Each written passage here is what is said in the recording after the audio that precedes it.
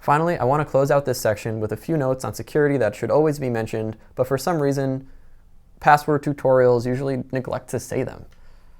If you're starting a team or working on a small team, you might not have a security policy that helps guide you on what to do to stay secure.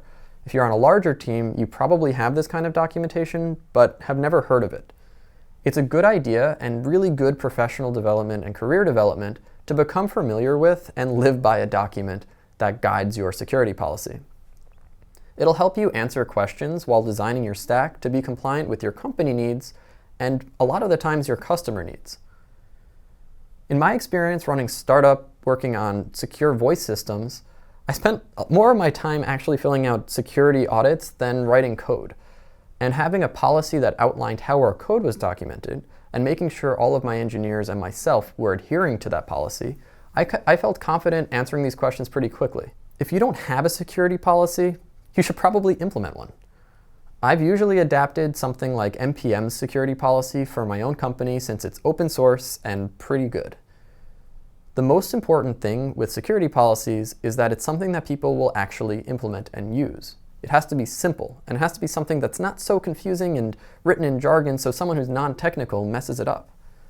At a bare minimum, you should have your employees and yourself maintain a password protecting your machine, locking that machine whenever you leave it out on your desk, even at the office. You can use Command-Control-Q on Mac to basically just automatically lock the machine.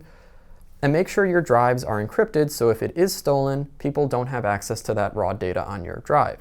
Remember, your hard drive is storing things like secrets, and those secrets will connect potentially to production sensitive data. So this is stuff that you could just do that's pretty much common sense, but might sometimes forget.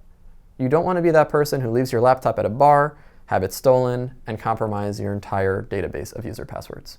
I'm going to tell a quick story about a time when a good friend of mine and a great engineer who's running his own company almost messed us up pretty majorly. I was traveling through Asia, and we had a 24-hour layover in Beijing. We leave our bags at the bag check, and as we're walking away, I make a joke about how they're going to just copy our code and deploy all of your system so that basically they'll have their own startup in a box. And he looks at me, kind of says, wait, is that a thing that I should be worried about? And then I basically stop him, yell at him, and we sprint back to the bag check where we have to get the bags, take out his laptop, and he adds a password to his computer.